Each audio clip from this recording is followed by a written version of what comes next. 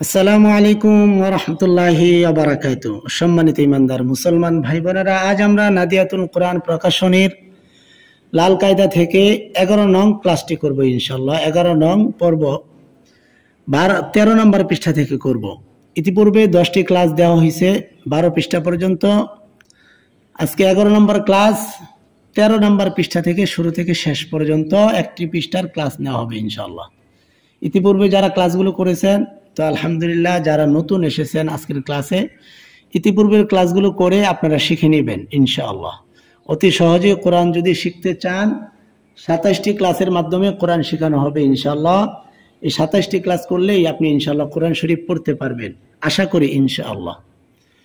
তো অবশ্যই ভিডিওগুলোতে লাইক করবেন, কমেন্ট করবেন এবং অন্য মুসলমান ভাই বোনদেরকে সহজে কোরআন শেখানোর জন্য অবশ্যই ভিডিওগুলো আপনারা সকলেই ভিডিওতে লাইক করবেন এবং শেয়ার করে দেবেন ইনশাআল্লাহ। সবের নিয়তে যে আপনি দুনিয়াতে থাকবো না, কিন্তু এই ভিডিওগুলো এই কোরআনের বাণীগুলো থেকে যাবে। এগুলো যত জায়গায় আমি ছড়িয়ে দিব তত মানুষের কাছে ভিডিওগুলো পৌঁছবে এবং তারা যদি কোরআন শরীফ শিখে এবং কোরআন শরীফ পড়ার জন্য নিয়ত করে তাহলে সঙ্গে সঙ্গে আমি সব পেয়ে যাব ইনশাআল্লাহ। সেজন্য অবশ্যই প্রত্যেকটা ভিডিওতে লাইক করবেন, কমেন্ট করবেন। আপনি আপনার নাম অথবা জি অথবা আলহামদুলিল্লাহ, সুবহানাল্লাহ যা পারেন তা লিখেই আপনারা কমেন্ট করে দেবেন ইনশাআল্লাহ। তাহলে ভিডিওগুলো অনেক মানুষের মাঝে ছড়িয়ে যাবে, এই দ্বীনের দাওয়াতগুলো বহু মানুষের কাছে ছড়িয়ে যাবে। ভিডিওগুলো ইউটিউব থেকে অনেক মানুষের কাছে পৌঁছায় দেওয়ার চেষ্টা করবে যদি লাইক থাকে, কমেন্ট থাকে বেশি বেশি। সেজন্য অবশ্যই আপনারা লাইক করবেন, কমেন্ট করবেন এবং সকলে সর্ব জায়গায় শেয়ার করে দেবেন ইনশাআল্লাহ। তাহলে আসুন আজকের ক্লাসটি শুরু করে দিই। আউযু বিল্লাহি মিনাশ শাইতানির রাজীম। বিসমিল্লাহির রহমানির রহিম। 12 নম্বর পৃষ্ঠায় আমরা জবরের সাথে জজমওয়ালা হরফকে কিভাবে পড়তে হবে সেটা আমি শিখিয়েছি। তারপর জেরের সাথে জজম কিভাবে পড়তে সেটাও আমরা শিখেছি। আজকের ক্লাসে শিখব পেশের সাথে জজমওয়ালা হরফকে কিভাবে পড়তে হয়। জজমওয়ালা হরফ একবার পড়তে হয় পূর্বের হরকতের সঙ্গে। এই লামের উপরে জজম, এই লামকে জজম পেশের সাথে কিভাবে পড়ব সেই বিষয়টা আজকের ক্লাসে শিখব ইনশাআল্লাহ। কফ, লাম, পেশ, উল। কফটাকে লামের সাথে মিলাইতে হবে। তো উচ্চারণ আপনি কি করবেন, বানান কিভাবে বলবেন? আগে বলবেন কফ, তারপরে বলবেন লাম, তারপরে বলবেন পেশ। কফ, লাম, পেশ, কুল। কফ, লাম, পেশ, কুল। কফ, লাম, পেশ, কুল। কফ, মিম, পেশ, কুব। কফ, মিম, পেশ, কুব। কফ, র, পেশ, কুর। কফ, র, পেশ, কুর। কফ, বা, পেশ, কুব। কফ, বা, পেশ, কুব। কফ, ইয়া, পেশ, কুই। কফ, ইয়া, পেশ, কুই। কফ, ওয়াও, পেশ, কু। কফ, ওয়াও, পেশ, কু।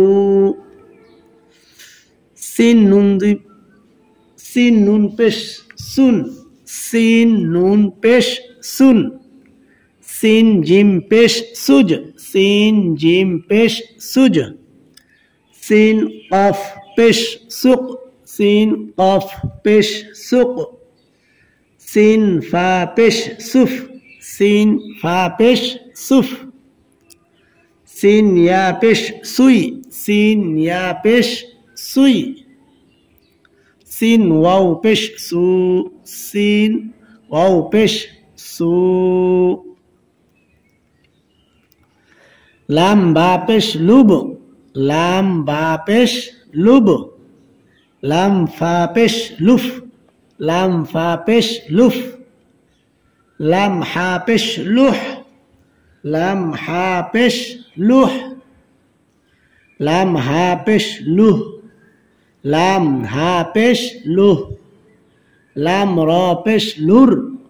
লাম, র, পেশ, লুর। লাম, ওয়াও, পেশ, লু। লাম, ওয়াও, পেশ, লু। দাল, নুন, পেশ, দুন। দাল, নুন, পেশ, দুন। দাল, র, পেশ, দুর। দাল, র, পেশ, দুর।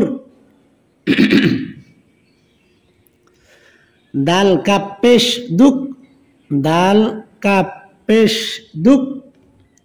দাল সিন পেশ দুস, দাল সিন পেশ দুস। দাল জা পেশ দুজ, দাল জা পেশ দুজ। দাল ওয়াও পেশ দু, দাল ওয়াও পেশ দু। হা সদ পেশ হুস, হা সদ পেশ হুস। হা সিন পেশ হুস, হা সিন পেশ হুস। হা শিন পেশ হুস, হা শিন পেশ হুস। হা সা পেশ হুস, হা সা পেশ হুস। হা ইয়া পেশ হুই, হা ইয়া পেশ হুই। হা ওয়াও পেশ হু, হা ওয়াও পেশ হু।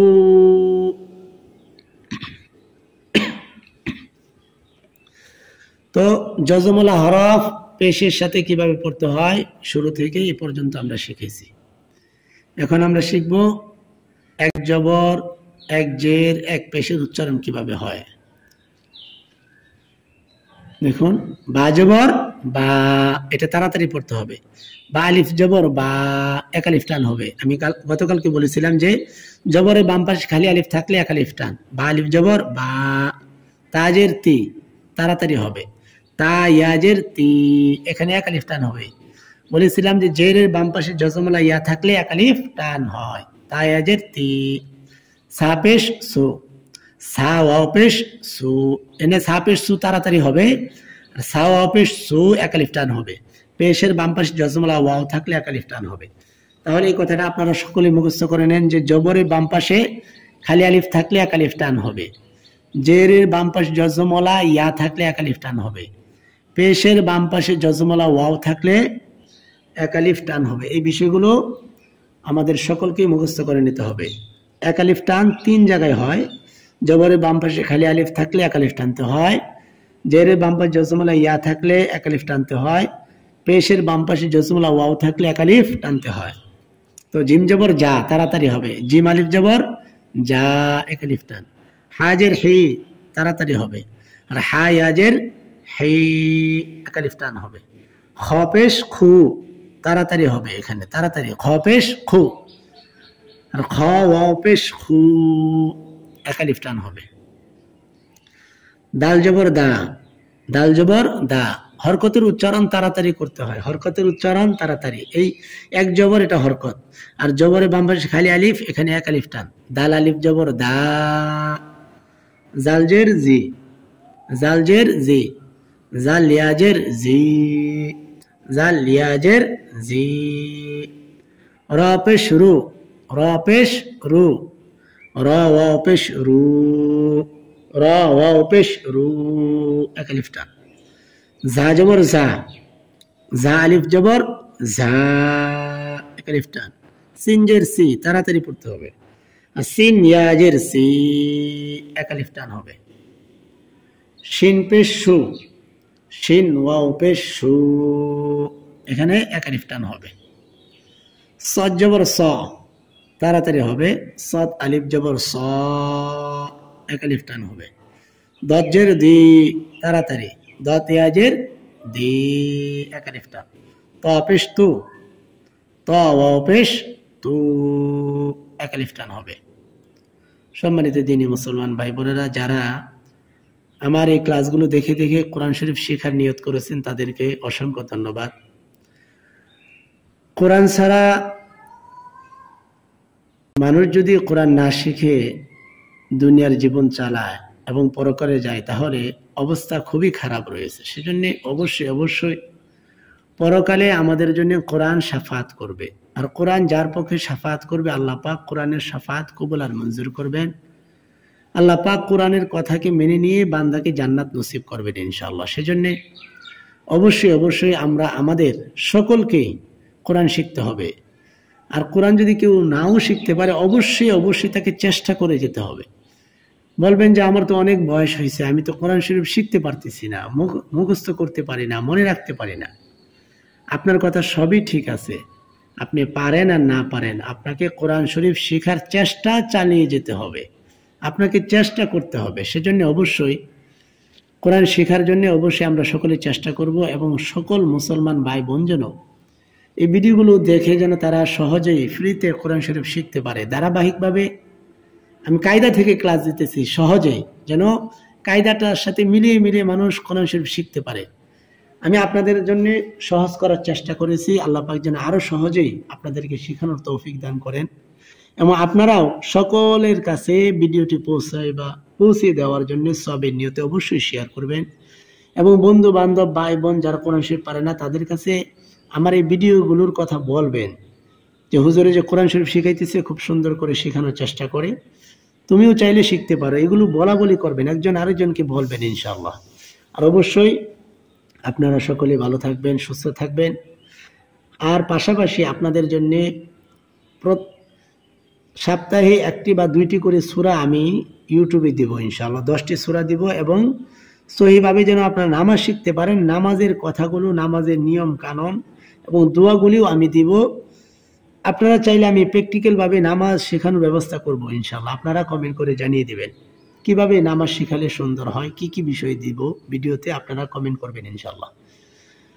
আর অবশ্যই আপনাদের জন্য দোয়া করি এবং আমার জন্য দোয়া চেয়ে আজকের ক্লাসটি শেষ করছি। আসসালামু আলাইকুম ওয়া রাহমাতুল্লাহি ওয়া বারাকাতুহু।